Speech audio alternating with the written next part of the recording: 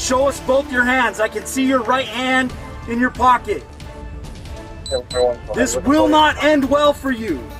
Right now at 11, what Vancouver police body camera video reveals about the moments before officers shot and killed a suspect. Plus, more than 1,500 spray cans and counting, how Portland police track down the mother lode they say belongs to a prolific tagger. And later, the KGW Solutions Project looks at a first-of-its-kind local program for Indigenous people proponents say is breaking the cycle. A dog will be used against you. 40 millimeter will be used against you. Stop now. We begin at 11 with this new video that shows Vancouver police officers responding to a suspect who was allegedly threatening people with a gun. Thanks for joining us. I'm David Molko. The body cam video shows the moments earlier this month that led 4 officers to pull their triggers and left that suspect dead. Let's get right to Catherine Cook in the newsroom. Catherine, you have been reviewing the video. What have you learned? Well, David, first, a warning. The video may be difficult to watch.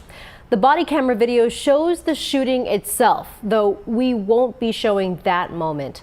You will see what the suspect was holding, a gun apparently, and hear accounts from people who called police, afraid of what could happen.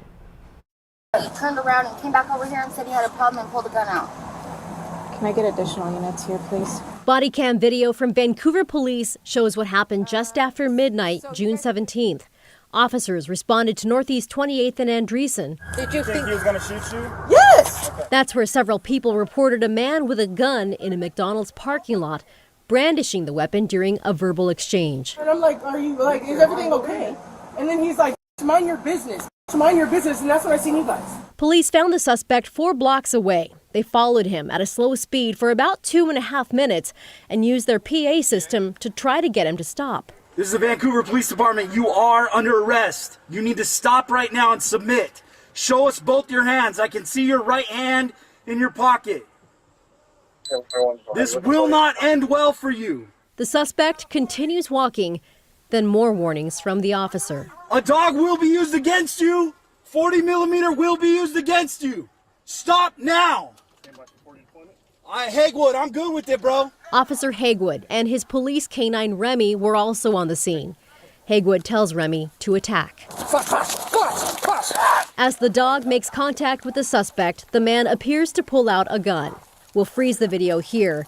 You can see where police circled the gun in the suspect's hand. At that moment, 4 officers fired their guns, hitting 40-year-old Jonathan Nelson. He later died at the hospital. Body cam video also shows Vancouver police removing a knife from the suspect's hand. The police dog, Remy, was shot in the tail during the incident. He's recovering from surgery at home. The shooting itself is still under investigation, and the 4 officers involved remain on critical incident leave. David. Well, thank you, Catherine. Appreciate you walking us through that video. We are learning more tonight about a shooting at a Cowlitz County RV park that left 2 people dead. According to the Cowlitz County Sheriff's Office, 86-year-old Ronald Brandt shot and killed the park's owner, 56-year-old Timothy Russell. This was last week at the Streeters Resort in Silver Lake, that's near Castle Rock. The Sheriff's Office says Brandt also shot at Russell's wife but missed.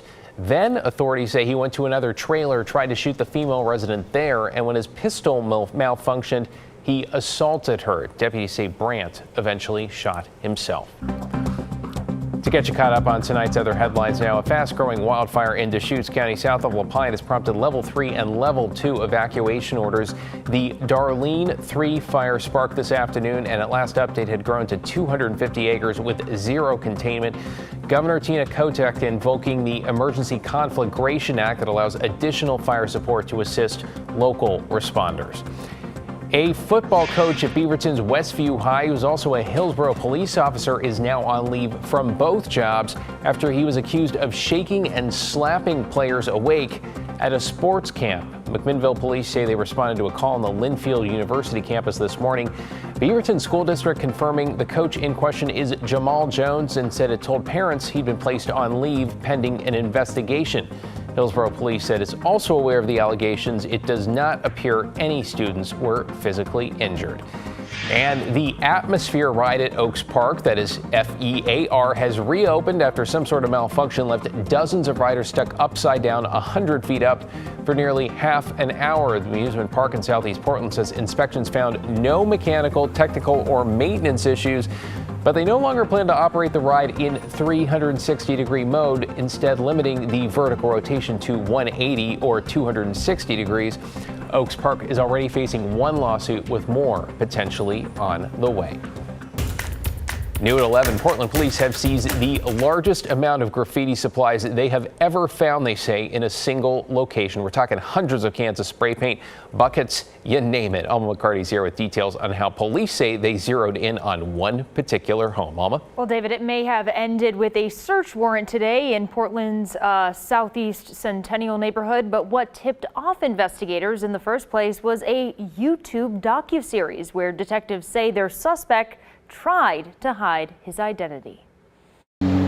Inside this home on Southeast 174th Avenue. This was the motherlode of graffiti evidence that we've ever found. Officer Nate Kirby-Glatkowski describes just some of what Portland police officers discovered. More than 1,500 cans of spray paint, somewhere in the range of $10,000 to $20,000 worth of spray paint. On top of that, many buckets, 5-gallon, 1-gallon buckets of paint, all the materials to do tons of graffiti crimes. Evidence officers say they first saw in a YouTube docuseries called Chaos Town. Basically, anything that you could possibly need for a mission. We got bags, ladders, over here we have paint rollers. In an episode from May, the creators spoke with a man hiding his identity, responsible for Geimer, short for Graffiti Is Me, escaping reality tags across the city. It's like a superhero role. You know, you're putting on a cape and you're going to do something that you believe is right.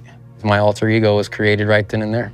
But now Portland police have unmasked him as 40-year-old James Fischel. Well, Mr. James Fischel has been doing graffiti for a long time, and we were able to rely on some previous arrests of him to help us get a good starting point, and then we had to track down where that warehouse was. Neighbors we spoke with off camera tell us they weren't sure what was going on here, but didn't expect this. This is by far the most paint and graffiti supplies we've ever found, by a massive amount. We filled up 3 13-passenger vans completely with graffiti supplies and evidence.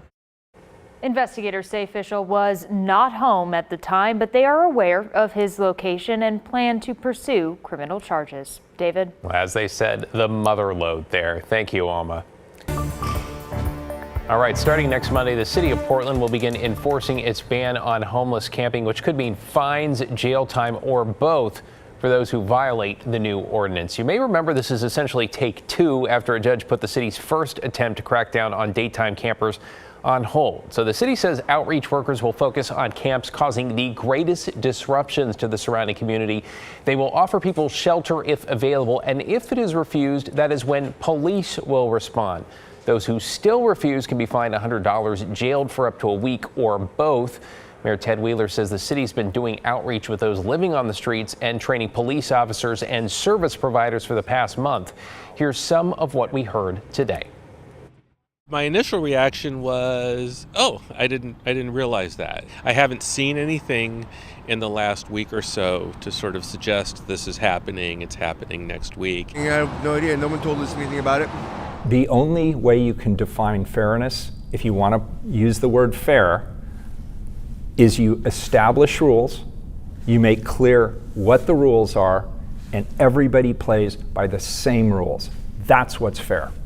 Now, while it sounds like some of this will be up to the individual officer's discretion, Portland police told KGW they plan to share more about their role in enforcement sometime in the next week. He was already using so much excessive force. I just didn't know his limits. Well, straight ahead on KGW News at 11, the scuffle with a hospital security guard that has one woman considering suing. Plus, the first of its kind program that's helping Indigenous people in the Portland Metro feel safer and stronger.